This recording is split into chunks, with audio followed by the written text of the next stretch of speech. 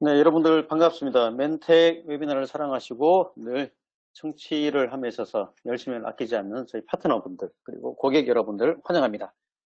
저는 이번 웨비나를 진행하고 있는 이진현이라고 합니다. 오늘은 저희가 좀 흥미로운 주제를 가지고 한번 준비를 해봤습니다. 2020년을 이제 강타하고 있는 가장 핫한 주제어는 확실히 비대면이 아닌가라는 생각이 듭니다. 그래서 저희가 이 클라우드, 특히 쿠버네티스를 활용해서 비대면 개발 환경을 어떻게 우리가 구축할 수 있을까? 이 부분에 대해서 저희가 준비를 해봤습니다. 나름 상당히 많은 고객분들이 그리고 우리 파트너분들이 이 개발 환경을 어떻게 비대면으로 가능할까 이런 부분에 대해서 상당히 좀 많은 고심이 있을 것 같습니다. 그래서 이런 주제로 저희가 준비를 했고 제가 한 20분 동안 이 비대면 개발 환경에 대한 개요, 왜 필요한지, 생산성을 어떻게 높일 수 있는지 이 부분에서 한 20분 정도 발표를 하고 그리고 실제적으로 저희가 쿠버네티스 기반의 컨테이너 플랫폼인 아코디언을 가지고서 실제 이 비대면 개발 환경에 대한 구축과 활용에 대한 데모를 한 30분 정도 저희 측 엔지니어인 감종옥 과장이 진행을 하도록 하겠습니다. 자, 우리가 개발을 한다 그러면 이렇게 흔하게 볼 수 있는 풍경입니다. 다 모여서 다 개발을 하죠, 그죠? 저희 회사도 개발자가 한 40여 명 정도 되는데 개발룸에 다 모여서 개발을 해오고 있었습니다.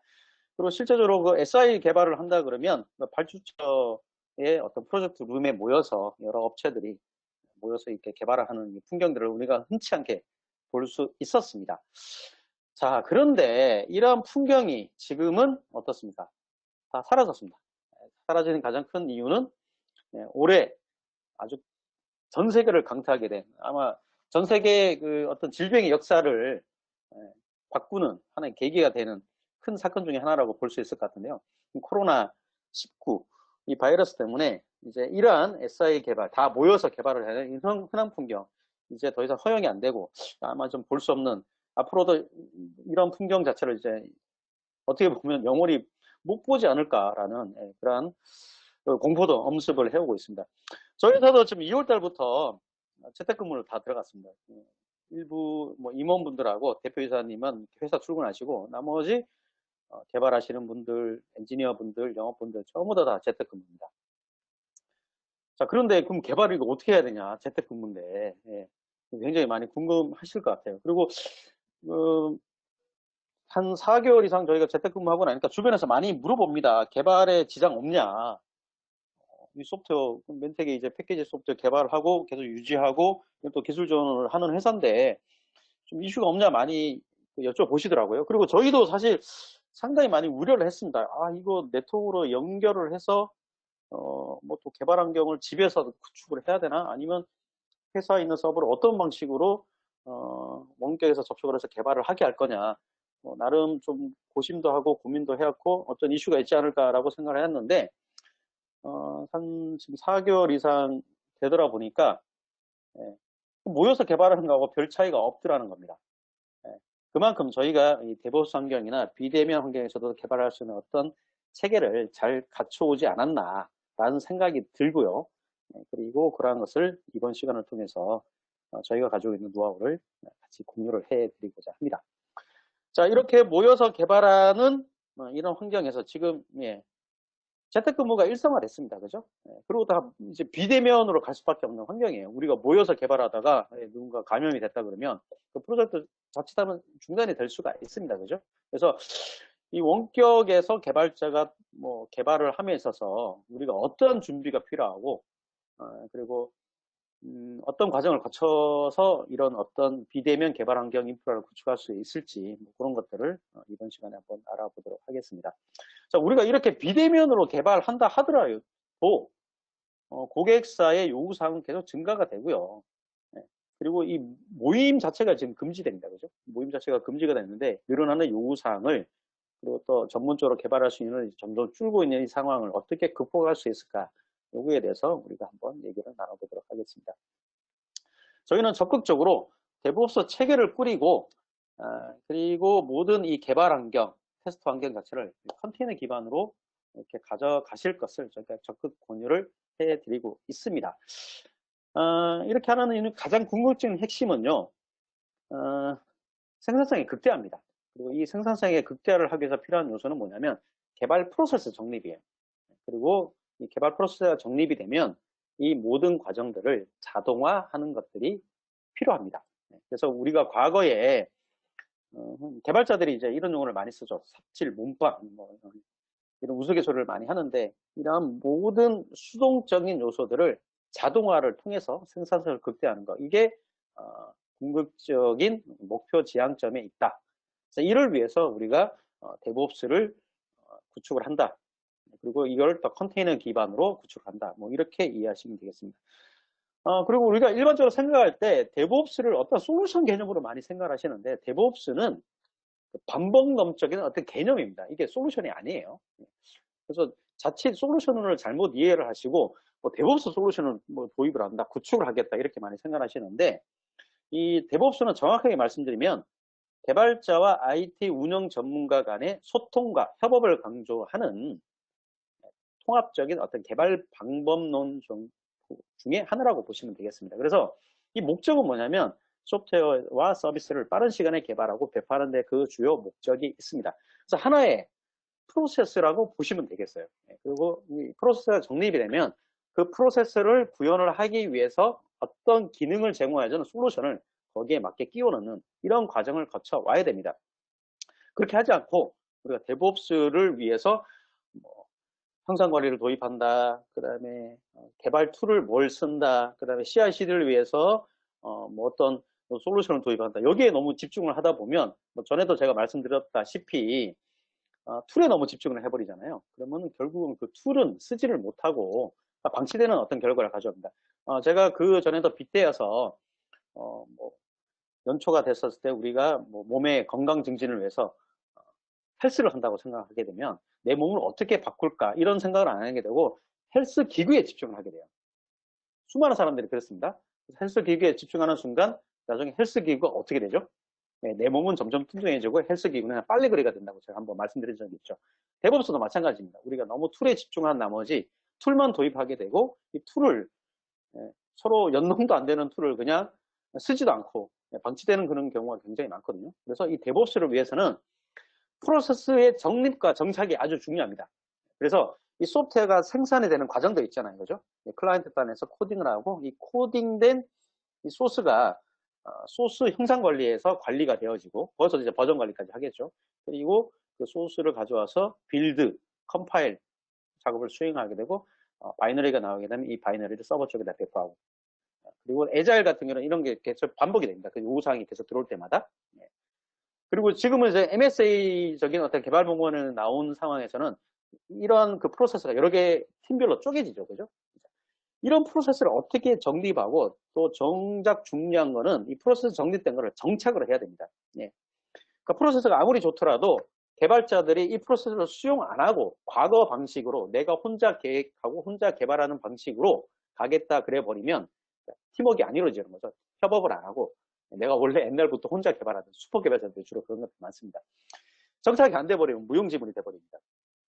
저희 회사 같은 경우도 이러한 DevOps에 대한 프로세스 정립을 2011년도에 했습니다. 한 10년 좀 넘었는데, 그리고 이거를 저희 회사 내의 문화로 개발단에서 정착하는데 거의 2년 이상 소요가 됐었습니다. 아마 3년 정도 소요가 된 것 같습니다.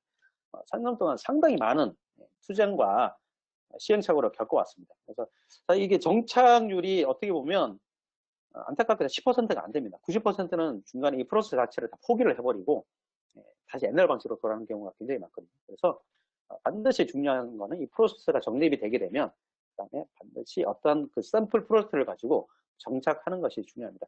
여기 보이는 이 화면은 저희가 2011년도에 개발에서 빌드 배포까지의 모든 과정, 그다음 중간에 테스트 과정들이 있죠. 이런 것을 어떤 식으로 프로세스화하고 또 이를 자동화할 거냐를 위해서 저희가 어떤 프로세스를 만들었던 그런 프로세스, 어떤 워크플로우라고 보시면 되겠습니다. 자, 그리고 이를 아까 뭐 제가 소개에다 말씀드렸다시피 쿠버네티스와 컨테이너 기반으로 어떤 식으로 구축을 하기 위해서 어떤 과정들이 필요하고 어떤 컴포넌트가 필요한지 그걸 한번 보도록 하겠습니다. 우선은 당연히 소스 레파지터리가 필요하겠죠. 클라이언트 단에서 어떤 소스를 개발을 했어요. 코딩을 하게 되면 코딩된 결과물을 저장을 해야 되고, 그다음에 그 코딩된 결과를 같이 리뷰를 해야 될 겁니다. 이럴 때 저장소가 필요하겠죠. 그래서 일반적으로 많이 쓰는 Git, SVN을 통해서 형상 관리, 소스에 대한 형상 관리가 필요할 거고요. 그리고 이제 나중에 이 컨테이너로 배포를 하는 방식으로 내가 가겠다 그러면 또 컨테이너 이미지에 대한 컨테이너 레파지토리가 필요합니다. 그래서 두 가지의 형상 관리가 필요해요. 첫 번째는 소스 코드에 대한 형상 관리를 해서 소스 레파지토리가 필요하고, 컨테이너 같은 경우도 이 컨테이너 특징, 뭐 전에도 제가 말씀드렸다시피 컨테이너는 수정이 안 됩니다. 그렇기 때문에 새로운 수정 사항이 발생하게 되면 컨테이너를 새로 만들어서 새로 배포를 해야 되고, 과거 컨테이너 이미지와 새롭게 변경된 앱에 대한 컨테이너 이미지를 계속 형상 관리를 얘도 해줘야 됩니다. 그래서 컨테이너에 대한 레파지토리가 또 반드시 필요합니다. 그리고 이 컨테이너가 굉장히 집적도가 VM 대비 100배, 1000배 이상 높기 때문에 컨테이너가 굉장히 많이 늘어나게 돼요. 그래서 대부분 또 컨테이너 형태로 배포를 하게 되면 컨테이너를 관리를 하기 위한 오케스트레이션 툴이 필요합니다. 그 중에서 현재 표준화돼서 가장 많이 쓰고 있는 게 바로 쿠버네티스입니다. 그래서 이걸 클러스터로 묶어서 관리하기 위한 자동화 툴인 컨테이너 오케스트레이션 툴, 대표적인 쿠버네티스 같은 것이 필요할 거고요. 그리고 얘를 빌드하고 배포하는 이 과정을 자동화해 줄 필요가 있습니다. 그래서 이거를 워크플로우 파이프라인을 만든다고 주로 많이 얘기를 하죠. 그래서 CI/CD 이런 것들이 더 필요할 겁니다. 그리고 이제 비대면으로 우리가 개발을 한다 그랬었으면 뭐 소통을 해야 될 거 아닙니까? 개발자들끼리 바로 옆에 있으면 서로 물어보고 소통하고 뭐 차 한잔 마시면서 휴게실에서 같이 얘기하고 뭐 이런 것들이 가능한데, 비대면인 경우 같은 경우는 어떤 식으로 협업을 할 거냐. 주로 그래서 협업 도구가 필요합니다. 그래서 이 협업 도구를 통해서 서로 간에 같은 화면을 보면서 버그나 이슈 트래킹하는 이런 부분, 그다음에 진척도가 어떻게 되는지 이런 것들을 볼 필요가 있습니다. 그래서 좀 유명한 것들을 뭐 예를 든다면 뭐 지라, 레드마인 뭐 이런 것들이 있을 거고요. 저희 회사 같은 경우 두 개를 다 사용을 하고 있습니다. 그래서 이런 협업 도구를 통해서 상대방이 어떠한 과정에 있고 어떠한 뭐 결과물을 현재 내고 있는지 뭐 이런 것들, 그다음에 현재 어떤 이슈가 있고 이 이슈는 누구한테 할당되었는지, 이슈에 대한 진척도는 어떻게 되는지 뭐 이런 것들을 협업 도구를 통해서 다 관리를 해줄 수가 있습니다. 자, 여기서 또 마지막으로 필요한 게 클라이언트 단에서 개발 툴, 그러니까 코딩 툴들이죠. 코딩 툴은 그러면 또 어떻게 할 거냐. 자, 회사의 사내망으로 네트워크에 접속이 되어 있는 뭐 상황이다 그러면 자기 노트북에 과거에 우리 개발 툴을 깔아서 거기서 이제 코딩을 하셨잖아요. 근데 원격에 있어요. 자, 원격에 있는 상황에서 개발자의 노트북에서 과거 방식으로 개발 툴을 깔아서 개발을 한다? 자, 그러면 소스가 어디에 저장이 되는 거죠? 물론 뭐 Git이나 SVN 뭐 설정을 해서 저장하면 되겠지만, 외주 개발자는 또 어떻게 할 거냐는 겁니다. 외주 개발자가 보통은 이제 SI를 수행하게 되면 SI 발주처에서 내부로 들어와서 거기서 개발할 수 있는 어떤 클라이언트 단어가 지급을 해주거든요. 근데 외부에 있어요. 외부에 있는 경우에 클라이언트를 어떻게 지급할 거냐는 거죠. 그 보안 문제가 또 발생합니다. 그죠? 외주 개발자가 내부 인원이 아닌데 외부에서 개발을 했는데 자기 노트북에 어떤 생산관리 쪽에다 저장을 하고 자기 노트북에 개발 소스를 저장하고 뭐 운영 관리를 한다? 이거 굉장히 좀 보안적으로 큰 이슈가 발생할 수 있습니다. 그래서 클라이언트 단에서 접속을 하는 개발 툴에 대한 부분도 중앙에서 접속하는 방식으로 제공해 줄 필요가 있습니다. 비대면에서 이게 굉장히 중요합니다. 그래서 두 가지 방식이 있습니다. 웹 아이디, 웹 기반으로 접속하는 개발 툴을 이제 발주처에서 제공해 주는 거죠. 아니면 두 번째 방식은 이제 VDI. VDI 같은 경우는 이제 뭐 과거에 자기 노트북에다가 개발 툴을 깔아서 개발하는 방식을 중앙에서 그냥 PC 하나를 가상으로 제공해 준다. 이런 개념으로 보시면 되겠습니다. 그래서 두 가지 방식이 장단점이 존재를 합니다. 일단 웹 아이디 같은 경우는 클라이언트 단에서는 웹 브라우저만 있으면 개발 툴로 쉽게 접근하고 개발 툴로 사용할 수가 있어요. VDI 같은 경우는 이제 VDI 클라이언트가 있어야 되고 가상으로 PC 하나가 지급되는 이런 방식이라고 보시면 되겠습니다. 그래서 디바이스 제약성을 본다면 당연히 웹 아이디가 압승입니다. 디바이스 제약이 없어요. 웹 브라우저만 있는 어떤 애니 디바이스라도 누구나 접근을 해서 개발 툴을 사용할 수가 있고, VDI 같은 경우는 이제 클라이언트 소프트웨어가 필요합니다. 그래서 현실적으로 보게 된다면 윈도우즈 계열의 PC가 있어야지만 클라이언트 소프트웨어 VDI를 깔아서 또 그 VDI 안에 또 개발 툴도 깔아야 되겠죠. 이런 것 과정들이 필요하다는 거. 그리고 개발 소스 저장은 둘 다 보안적인 측면에서 굉장히 뛰어납니다. 둘 다 서버단에 중앙 서버단에 개발 소스를 강제적으로 저장하게 할 수가 있어요. 그래서 외주 개발자의 PC에 어떤 소스라도 단 한 줄이라도 저장 못하게 이렇게 또 막아줄 수가 있습니다.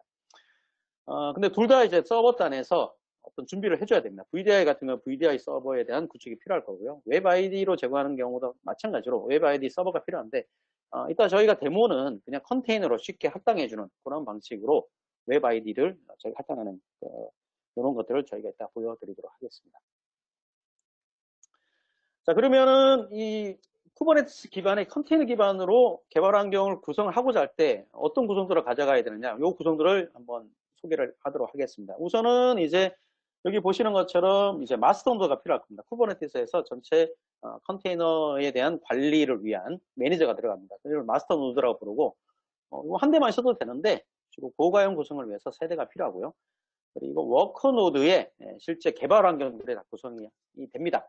그래서 개발하기 위해서 필요한 뭐 미들웨어나 프레임워크나 데이터베이스 이런 거를 다 컨테이너 기반으로 준비를 할 필요가 있고요. 그 외에 이제 웹 아이디부터 시작해서 형상 관리 이런 부분들도 다 워크 노드에 구성을 해서 클라이언트한테 할당하는 이런 개념으로 만들어 줄 수가 있습니다. 그리고 인프라 노드는 이제 전체적으로 매니지먼트를 위해서 필요한 그 컴포넌트들이 또 있거든요. 뭐 모니터링이 필요할 거고요. 그다음에 CI/CD를 위해서 그 빌드, 배포 이런 서버들이 필요할 겁니다. 주로 뭐 오픈소스로 젠키스를 많이 쓰죠. 이런 것들을 다 인프라 노드에서 다 제공해 주게 됩니다.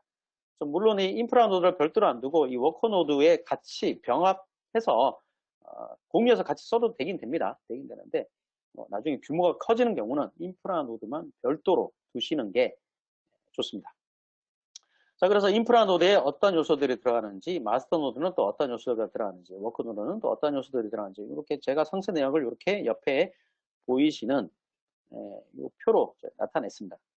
그리고 이제 웹 아이디 같은 경우도 워크 노드에서 웹 아이디 컨테이너 이미지를 만들어서 배포해주는 방식으로 가져갈 수가 있는데, 주로 뭐 VS 코드니 인텔리제이니, 그리고 이제 주로 AI나 머신러닝 쪽 개발할 때 파이썬을 많이 사용하죠. 그때 주로 이제 주피터 노트북하고 주피터 허브를 많이 사용을 하실 겁니다.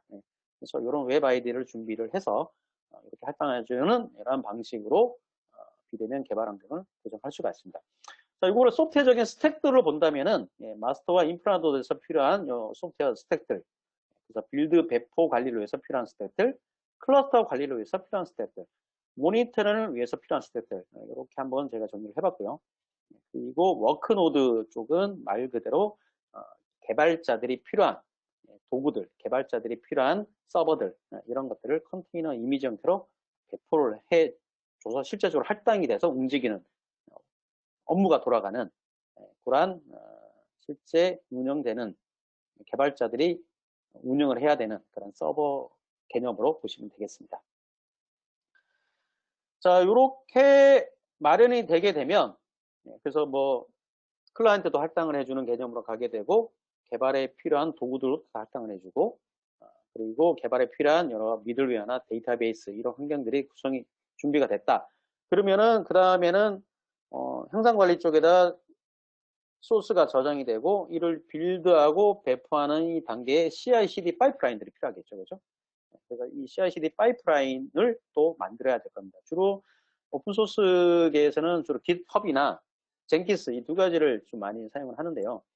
우선은 이제 개발자가 웹 아이디에서 어떤 소스를 코딩을 했다 그러면 이를 코드 저장소인 Git이나 SVN 여기다 저장을 하게 될 거고 그다음에 이를 가져와서 빌드를 하게 될 겁니다. 그다음에 테스트를 할 거고 끝나게 되면 도커 빌드라고 주로 얘기를 하는데 도커 병합이라고도 많이 얘기합니다. 도커 병합을 컨테이너 병합을 하고 이를 서버단에 배포하는 이 모든 과정들 이를 또 CI/CD 파이프라인을 만들어서 자동화를 해줄 필요가 있습니다. 자, 컨테이너 기반에서는 이에 대한 자동화가 왜 좀 중요하냐면요. 자, 우리가 일반적으로 개발자들은 과거에 자기가 가지고 있는 습성이나 유저 익스피리언스 자체를 바꾸기 싫어하십니다. 그래서 과거에는 개발자가 그래서 형상 관리 쪽에다 저장을 하고 뭐 젠킨스나 이런 걸 통해서 빌드를 합니다. 빌드를 통해서 어떤 바이너리가 나오면 이 바이너리를 서버 쪽에 그냥 배포만 하고 끝났는데 중간에 컨테이너로 병합을 시켜줘야 됩니다. 여기서 어떤 악의가 발생을 하게 됩니다. 컨테이너로 병합을 누가 할 거냐? 운영자가 할 거냐? 개발자가 할 거냐? 둘 다 안 하려고 그럽니다. 안 해봤으니까. 그래서 이를 아예 CI/CD 파이프라인에 태워서 이를 자동화해주는 이런 것들이 또 필요하다는 거죠. 자, 그래서 이렇게 CI/CD 파이프라인을 만들어주는 것도 필요하고요. 그리고 중간중간마다 단계별로 또 승인을 넣어야 되는 단계가 있습니다. 그래서 뭐 빌드하는 것도 그렇고 빌드된 결과물을 서버단 쪽에다 배포하는 모든 과정들 이 중간중간마다 그냥 승인 없이 뭐 쭉 흘러가도 되겠지만 특히 나중에 운영계에다 배포할 때는 반드시 허락이 있어야 되겠죠. 여러 가지 빌드본이 있는데 그 중에 어떤 빌드본을 운영계에다 쪽에다가 배포할 거냐 이런 또 판단이 있어야 될 겁니다. 그죠? 그 판단을 위해서 또 중간에 승인 단계를 CI/CD 파이프라인에 집어넣을 필요가 있겠습니다. 자, 마지막으로 이렇게 그 컨테이너 기반으로 비대면 개발 환경을 구축을 했었을 때 기존 레거시 대비 개발 생산성이 얼마나 좋아지는가 요 지표를 저희가 한번 준비를 해봤습니다. 요거는 실제로 국내 한 고객사가 컨테이너 기반으로 쿠버네티스 기반의 컨테이너 플랫폼으로 이렇게 개발 환경을 전환을 했을 때의 그 생산성 지표를 서베이를 통해서 입수한 자료입니다. 그래서 어떠한 점이 좋아졌나요? 라고 이렇게 조사를 해보니까 우리가 개발자들이요 자기 본인들 개발 환경을 구축할 때 굉장히 많은 일들을 수행을 하게 됩니다. 원래 개발자는 코딩을 하고 신규 애플리케이션 개발에 집중을 하고 싶은데 개발 환경 자체 구축하는데 많은 시간을 뺏겨요. 그래서 뭐 인프라가 필요할 거잖아요, 그죠? 그러면은 뭐 서버 담당자한테 우리가 이런 프로젝트를 위해서 서버가 필요합니다라고 하면 서버 담당자는 말 그대로 VM만 딱 만들어주고 맙니다. 뭐 서버만 준비해주고 말고요. 그럼 개발자가 거기에 자기 개발에 필요한 모든 환경들을 DB부터 시작해서 미들웨어, 프레임워크, 그 다음에 뭐 깃 저장소, 그 다음에 개발 툴들 이런 것들을 개발자가 다 준비하고 다 구성을 해야 된다. 여기에 너무 많은 시간이 뺏기는데 저희가 과거에 서베이를 해보니까 개발자가 자기가 일을 하는 게 100이라면 개발 환경 구축하는데 40% 시간을 뺏기더라는 거죠. 굉장히 많은 시간 낭비인 거죠, 그죠? 네. 자, 이런 것들을 계속 설정하고 깔고 구성하는 거가 반복적으로 이루어졌고 이게 다 수동이었는데 이런 것들이 이제 다 자동화로 전환이 되더라는 거죠. 자, 그래서 저희가 물리 환경일 때, 가상 환경일 때, 컨테이너 환경일 때 개발 생산성이 시간적으로 봤을 때 얼마나 많이 개선이 됐는지 이런 건 정리를 해봤습니다. 그래서 개발 계획을 수립하고 예산 산정하는 거는 똑같습니다. 이거는 뭐 물리든 가상이든 컨테이너든 뭐 어떤 환경이든 이거는 이제 플래닝 단계니까 똑같겠죠. 자, 근데 개발 환경을 구축하는 단계부터 시간이 많이 벌어집니다. 자, 물리 환경 같은 경우는 하드웨어 구매하고 설치하는데 거의 2달 걸립니다.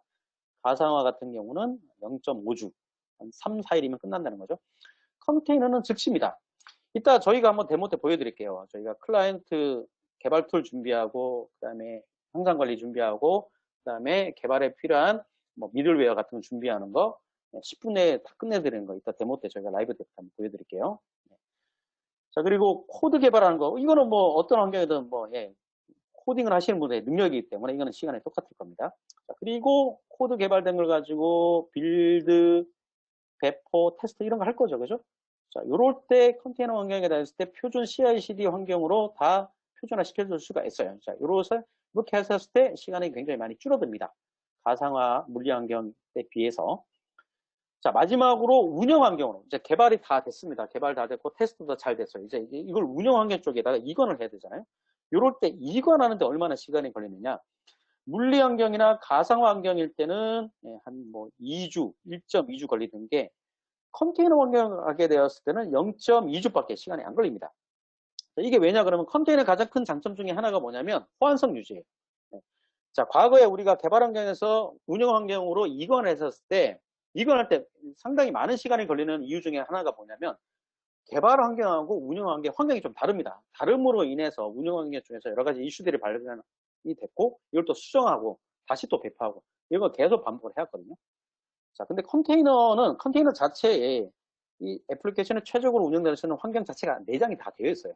내포가 되어 있기 때문에 운영 환경에 즉시 이관이 가능한 큰 장점을 가지고 있습니다. 그래서 전반적으로 컨테이너 환경으로 갔었을 때 물리 환경이나 가상 환경 대비 생산성 향상 자체가 거의 50%에서 100% 이상으로 생산성이 많이 향상되는 이런 지표를 고객 경험치를 통해서 저희가 알게 되었습니다. 자, 그러면 저희가 이 개요에 대한 설명을 다 마치고 저희 쪽 감종욱 과장이 실제적으로 데모를 통해서 이 컨테이너 환경에서 어떻게 개발 환경을, 비대면 개발 환경을 배포를 하고, 그리고 개발에서부터 배포 과정이 어떤 식으로 자동화된 방식으로 이루어지는지 데모를 통해서 보여드리도록 하겠습니다. 안녕하십니까. 멘텍에서 아코디언 기술 지원을 맡고 있는 감종욱이라고 합니다. 오늘 웨비나의 데모를 진행할 거고요. 데모 진행하기 앞서서 잠깐 시나리오랑 저희가 준비한 구성 도어를 먼저 잠깐 설명을 드리고 진행을 하도록 하겠습니다. 먼저 1번을 보시면은 개발 환경 및 구축, 개발 환경 테스트를 먼저 보여드릴 건데요. 소스를 저장할 수 있는 깃랩을 컨테이너로 배포를 할 거고요.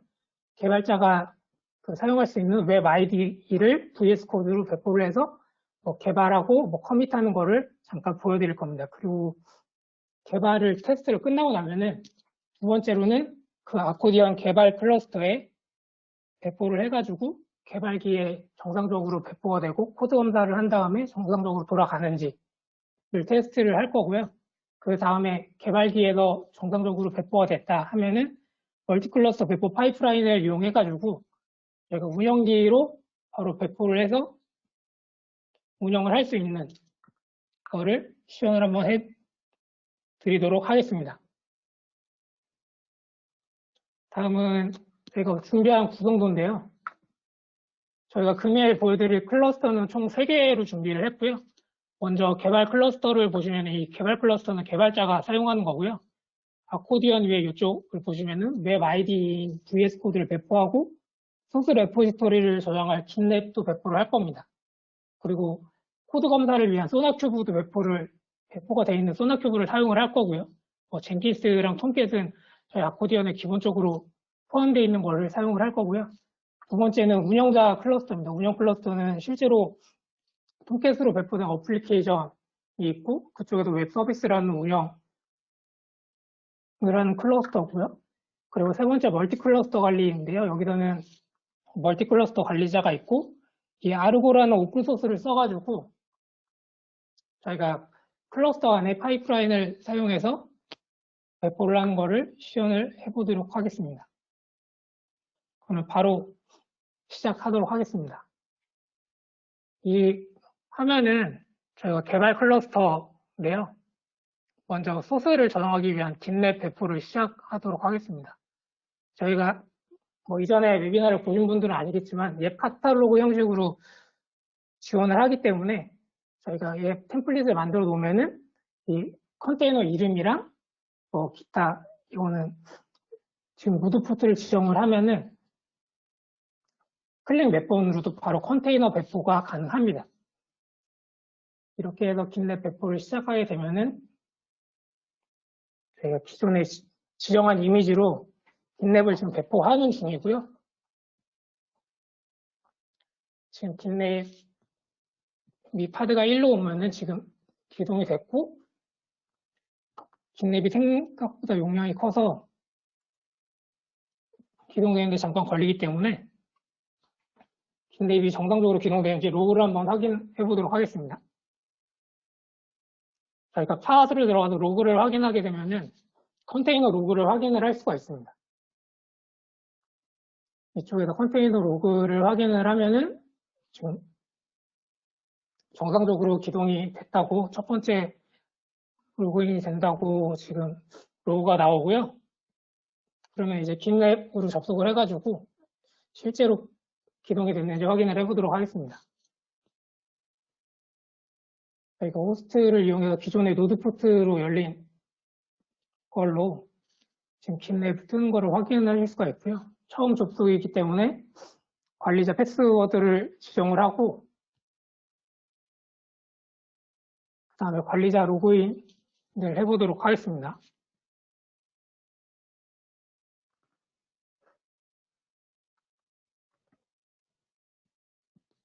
여기 기본적으로 깃랩 배포가 되는 거고요.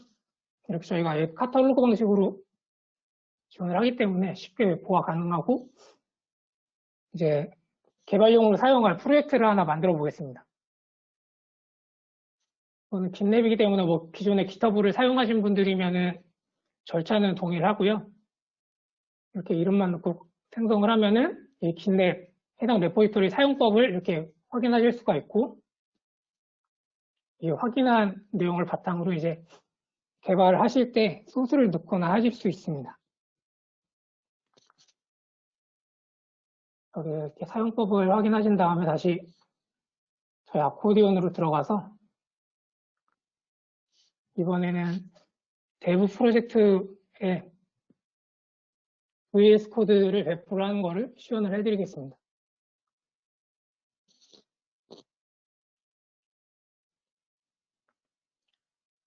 저희 미리 생성한 대부 프로젝트로 들어왔고요.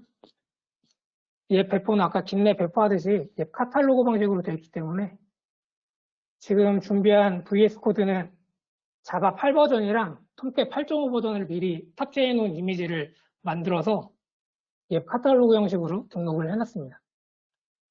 그래서 여기도 동일하게 어플리케이션 이름이랑 편하게 접속을 하기 위한 노드 포트 설정만 할 거고요.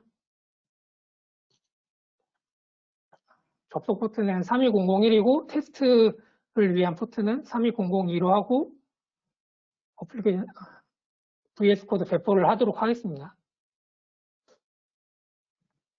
이렇게 클릭만 하면은 워커노드에 VS 코드가 바로 배포가 되고요.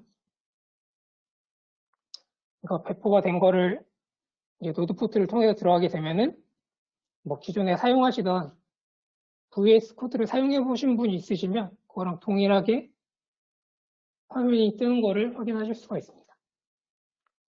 이제 VS 코드를 처음 배포를 했기 때문에 그 필요한 확장 프로그램을 설치를 할 거고요. 기본적으로 스프링을 사용하시면은 스프링부터 익스텐션 팩을 설치를 하시거나 지금 저희가 준비한 샘플 소스는 메이븐으로 되어 있기 때문에 메이븐 확장 프로그램도 설치를 하도록 하겠습니다. 스프링 확장 팩이 끝나게 되면은 메이븐을 이제 바로 설치를 할 거고요. 안에 내장된 톰캣으로 테스트를 할 거기 때문에 톰캣 관련한 확장팩도 설치를 하겠습니다. 이제 필요한 확장팩이 설치가 다 끝나면은 리로드를 한번 해주시면 사용할 수 있게 설정이 변경이 되고요. 설치된 목록이 나오죠. 이제 기본적인 준비는 다 끝났습니다. 기본적인 VS 코드 설정 준비는 다 끝났고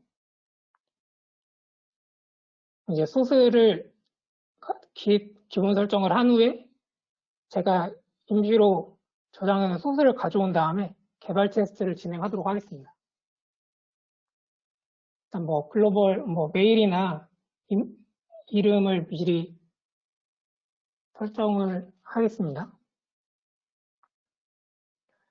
설정을 하고요. 저는 이번에 가져올 소스는 제가 깃허브에 넣어놓은 소스를 임시로 가져와서 테스트를 하도록 하겠습니다.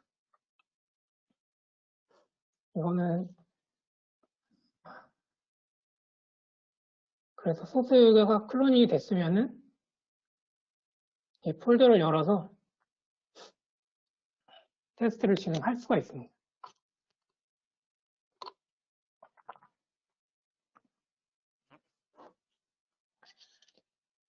이렇게 나오면은 기본적으로 가져온 폴더가 그 왼쪽 트리에 열리게 되고요. 나오는 팝업 창을 이렇게 닫고 진행을 하겠습니다. 이쪽에도 왼쪽 트리의 내용을 보시게 되면 소스 쪽을 보시게 되면 그냥 평범한 샘플 앱입니다. JPEG 스토어라고 많이 보셨을 수도 있는 앱인데 기본적으로 JPEG 스토어고 폼.xml을 보시면 기본적인 메이븐 프로젝트로 작성된 거를 확인을 하실 수가 있고요. 이제 소스를 다운받았으니까 메이븐 패키징을 한번 해보도록 하겠습니다.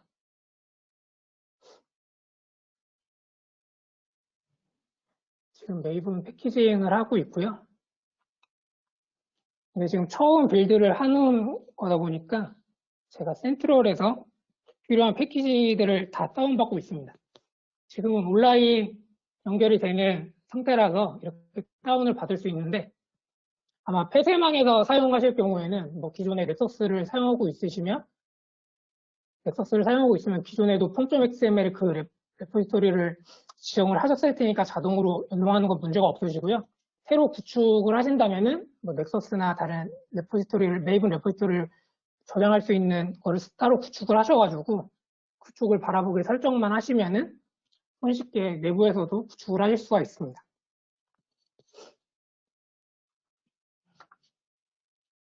이렇게 계속 지금 처음에 받는 거라서 이렇게 다운로드를 하고 있고요. 약간 넘겨보면은 이제 테스트가 끝났습니다. 테스트가 끝나면은 저희가 만들어 놓은 톰캣 서버를 설정을 할 거고요. 저희가 VS 코드가 8080으로 띄우기 때문에 톰캣은 9090 포트로 바꿔서 띄우도록 하겠습니다. 톰캣 설정을 하고 지금 이 빌드에서 나온 타겟 와르를 톰캣에 올려가지고 이 소스가 정상적으로 구동을 하는지 테스트를 해보도록 하겠습니다. 톰캣의 디버깅 와르 패키지로 지금 생성된 와르를 선택을 하면은 톰캣이 기동되는 로그를 보실 수가 있고요. 디버깅 콘솔도 띄울 수가 있고 아웃풋 쪽에 보시면은 톰캣이 정상적으로 떴는지 로그를 확인을 하실 수가 있습니다. 그래서 아까 테스트 포트로 로그인을 하게 되면은 이렇게 지금 올린 JP 스토어가 나오게 되고 뭐 테스트 버전 0으로 확인을 하실 수가 있습니다. 이렇게 정상적으로 나오게 되면은 톰캣을 일단 종료를 하고요. 톰캣을 종료가 됐으면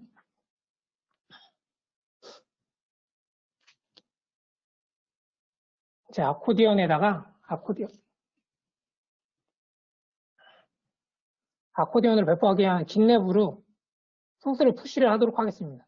기존 깃랩, 깃허브로 연동되어 있는 거는 삭제를 하고요.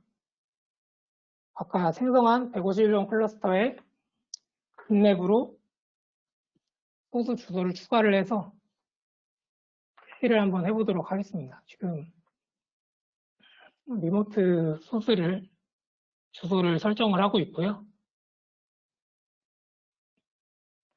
이제 커밋을 한 다음에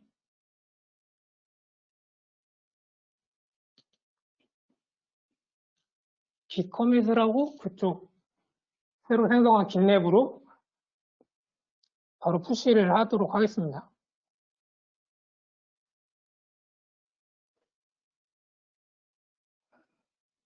네, 아이디랑 패스워드를 입력해서 푸시를 할 건데요.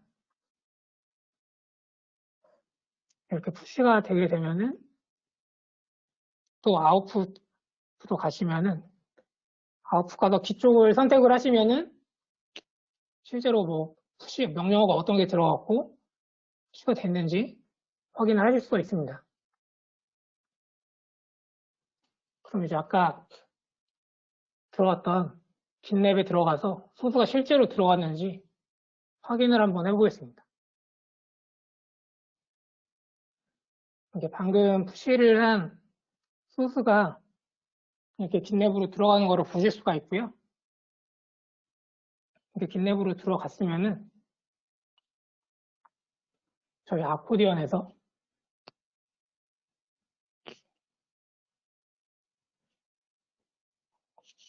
들어온 게 확인을 했으면은 이제 아코디언 개발 클러스터에서 앱을 배포해서 정상적으로 되는지 확인을 한번 해보겠습니다. VS 코드에도 톰캣 8로 배포를 해서 아코디언에도 톰캣 8로 배포를 할 거고요. 앱 이름을 쓰시고 레포지토리 URL도 아까 생성한 그러니까 방금 올린 깃랩 레포지토리를 입력을 합니다. 소스를 가져올 때 아이디 패스워드가 있어야 되기 때문에 시크릿을 등록을 하겠습니다.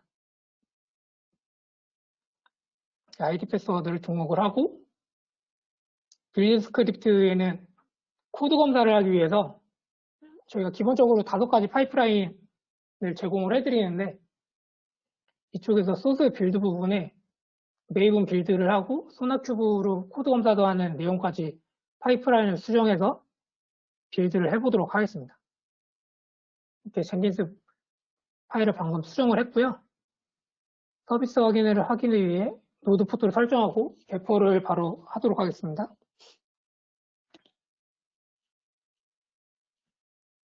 이렇게 생성하게 되면은 기본적으로 저희가 뭐 디플로이먼트나 서비스는 기본적으로 생성을 하고요.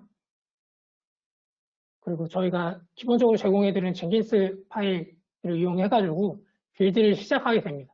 그 위에 보시면은 지금 생성한 팟 위에 지금 빌드 1이라고 해서 옆에 돌아가고 있는데 이게 빌드를 수행하고 있다는 내용이고요. 빌드가 되는 내용을 보시려면은 저 1번 버튼을 클릭하거나 옆에 빌드 메뉴로 가시면은 현재 빌드가 진행되는 상황을 아래에서 보실 수가 있습니다. 처음에 소스를 가져왔고 지금 메이븐 빌드랑 메이븐 빌드를 하고 소나큐브로 코드 검사를 진행하게 됩니다. 지금 두 번째 빌드를 진행을 하고 있는 거고요.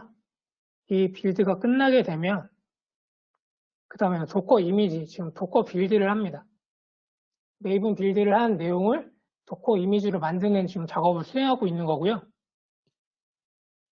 이 수행하는 작업이 끝나게 되면은 저희가 기본적으로 제공하는 도커 레지스트리에 이미지 푸시를 할 겁니다.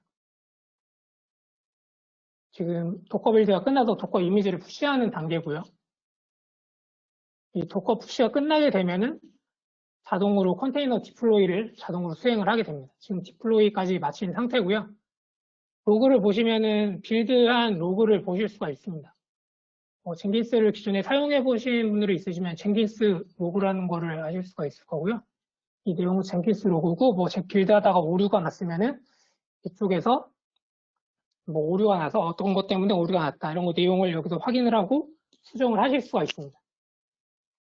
그래서 현재 팟 하나로 써서 지금 방금 배포한 어플리케이션이 배포가 됐고요. 테스트 0인 거를 확인을 하실 수가 있습니다. 그리고 기존 구축되어 있던 소나큐브에서 분석된 프로젝트를 클릭하게 되면은 버그가 몇 개고 취약점 같은 게 있는지 여기서 확인을 하실 수가 있고요. 여기서 기본적인 내용을 확인을 하실 수가 있습니다. 그래서 기본적으로 아코디언 개발기 배포는 이렇게 해서 이루어지고요. 그 다음에는 VS 코드에서 개발을 해서 메인 페이지를 수정을 잠깐 해서 반영되는 것을 보여드리겠습니다. 저희가 빠른 확인을 위해서 메인 페이지만 수정을 했고요. 메인 페이지만 수정을 하고 커밋을 해서 지금 커밋을 다시 커밋을 하겠습니다.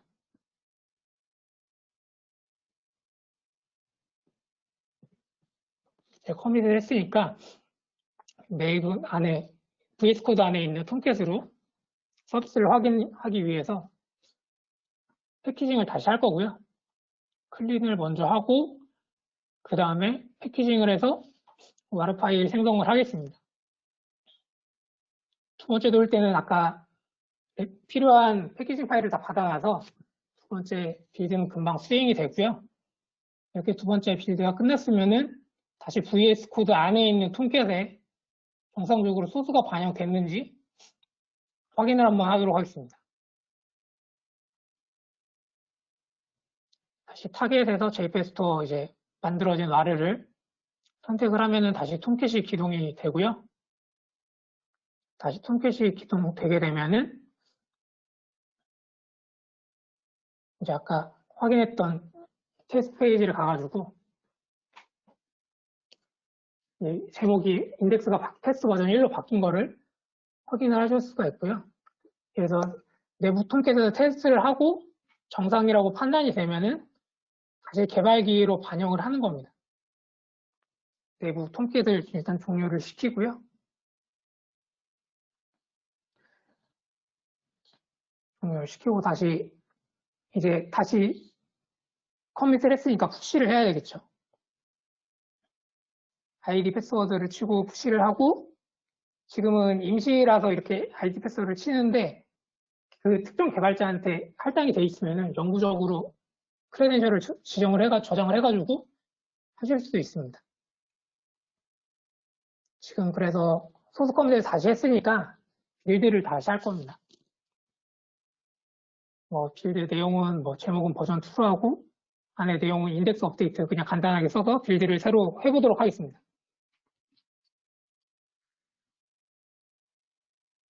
두 번째 빌드가 되는 방식도 저희가 아까 젠킨스 파일 기본적으로 제공해드리는 파이프라인에 소나큐브 코드 검사를 추가한 내용만 그거를 동일하게 돌아갈 거고요. 이제 빌드를 눌렀으니까 잠시 기다리시면은 저희가 젠킨스 빌드를 다시 시작하도록 합니다. 지금 소스를 가져오고 다시 빌드를 수행을 하고 있습니다. 지금 소스 컴파일을 하고 있고요.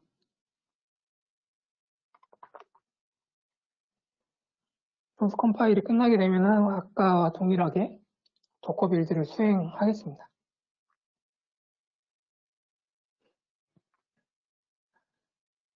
소스 컴파일이 끝났고 도커 빌드를 다시 수행을 하는 중입니다.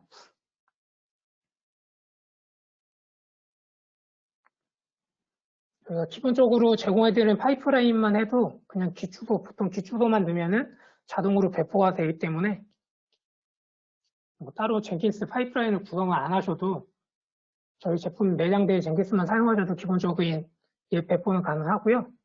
두 번째 디플로이가 됐으니까 화면을 보시면 지금 팟이 2개라고 떠 있는데 이거는 롤링 업데이트 방식으로 배포를 하기 때문에 팟이 다시 하나로 줄었네요. 새로운 서비스를 기동하고 기존 거를 내리기 때문에 잠깐 2개로 됐다가 하나로 내려간 거고요. 다시 서비스를 새로 고침하면은 테스트 버전 1로 바뀐 거를 확인을 하실 수가 있습니다. 이렇게 해서 개발 내부적으로 테스트를 한 다음에 저희가 멀티 클러스터 관리자를 사용해가지고 배포하는 거를 진행을 하도록 하겠습니다. 이거는 저희 멀티 클러스터 매니저 화면이고요. 그 위쪽에는 AWS랑 연동되어 있으면은 차징되는 금액이나 현재 등록된 클러스터들을 전체적으로 볼 수가 있고요. 클러스터나 파드나 이런 내용 전체적으로 떠 있는 거고, 아래는 이벤트가 어떤 게 있는지 볼 수 있고, 클러스터 관리나 사용자 관리, AWS 관리나 워크로드 관리고요. 아래쪽에는 파이프라인 관리나 헬륨 차트 배포, 레지스트리 관리, 네트워크 폴리시나 미터링을 관리할 수 있는 버튼이 있고, 이거는 클러스터 관리 부분입니다. 이 페이지를 보시면 아까 구성도에 보여드렸듯이 가운데 60번이 관리 클러스터고요. 오른쪽이 개발기고 제일 왼쪽에 있는 101번이 운영기로 지금 설정을 해놓은 상태입니다. 그래서 이렇게 3개의 클러스터가 지금 등록이 돼 있고 이 클러스터 간에 파이프라인을 사용해가지고 배포한 거를 잠깐 보여드리도록 하겠습니다. 파이프라인 메뉴를 들어가게 되면은 현재 저희가 테스트로 만들어 놓은 파이프라인 리스트가 이렇게 있고요. 오늘 시연할 파이프라인은 맨 위에 있는 이 파이프라인으로 진행을 하겠습니다. 잠깐 보여드리면은 PROD라는 계정으로 승인을 할 거고요. 먼저 스텝은 이메일을 보내고 승인을 기다립니다. 그리고 승인을 기다린 다음에 승인이 완료가 되면은 도커를 카피를 할 거고요. 카피가 끝났으면은 그 운영기 쪽에 배포를 하는 그런 시나리오로 짜져 있습니다. 메일 서버 정보나 도커 카피 부분은 소스는 개발기 151번 개발기에서 할 거고 타겟은 101번 누르 배포를 할 거라고 이렇게 파이프라인이 짜져 있는 거고요.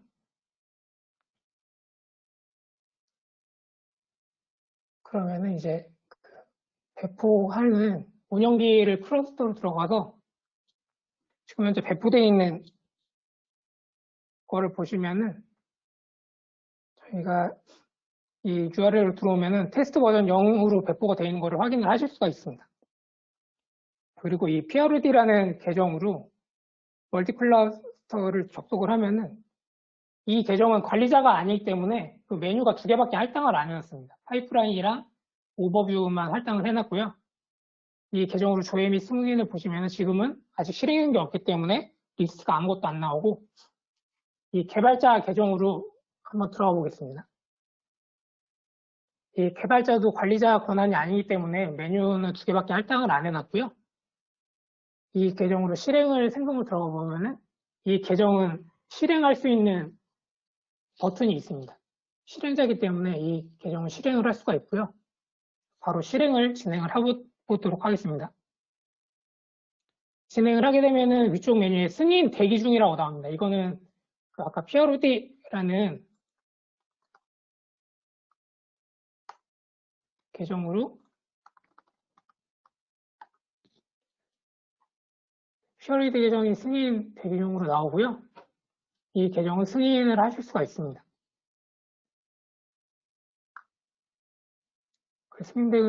그래서 파이프라인 페이지를 잠깐 보시면은 지금 메일을 보냈고 승인을 기다리고 있습니다. 그래서 이 계정으로 승인을 누르게 되면은 실행 중이라고 상태가 바뀌고요. 바르고 화면을 보시면은 지금 승인이 돼서 도커 카피를 하고 배포를 하고 있습니다. 이렇게 배포가 끝나게 되면 오늘 정상적으로 배포가 끝난 거고요. 이 URL을 새로 고침을 한번 해보면은 아까 테스트 1로 바꿨던 거를 정상적으로 배포가 된 거를 확인을 하실 수가 있고요. 이렇게 해서 멀티 클러스터 간의 배포를 하실 수가 있습니다.